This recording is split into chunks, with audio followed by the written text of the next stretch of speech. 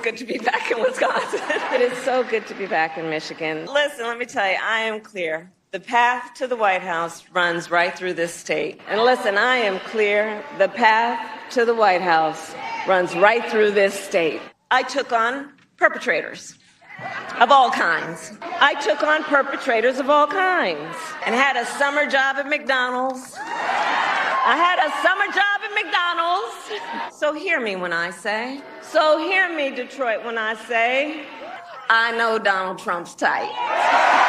I know Donald Trump's type. And are we ready to fight for it?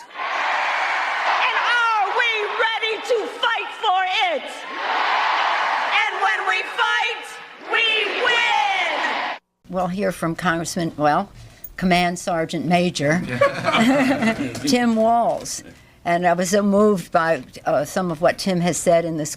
He said he taught these young people in high school, and then he had to lead them in the armed services. So he knows the potential of our young people and what we put at risk when we send them into harm's way without the equipment that they need. He will speak for himself, but I want him to know how much we all appreciate his service to our country, whether it's in the classroom or on the battlefield. Congressman Tim Murphy.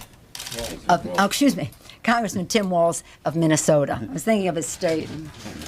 That's what happens when you're roommates. Might start looking alike. Well, thank you, Madam Speaker, and thank you to the leadership here. Thank you to my brother-in-arms, Patrick Murphy, who is also my roommate. And I'd like to say a special thank you to Chairman Lantos, who an awful lot of wisdom. And as we were speaking about the idea of a resolution or a non-binding resolution, the chairman was so eloquent. When we invest in clean energy and electric vehicles and reduce population, more of our children can breathe clean air and drink clean water. Some of you are very clear about this. I have pushed back through my whole career on the demonization of Islam, on the demonization of immigrants. But some of you remember back to November of 2015, after the Paris bombings, there was an attempt to tighten the restrictions on Syrian refugees. The very people who needed us the most, the very people that I've supported in my office and resettled. And I was of the belief that the direction the country was going was one that we needed to ensure our neighbors understood how safe that system was.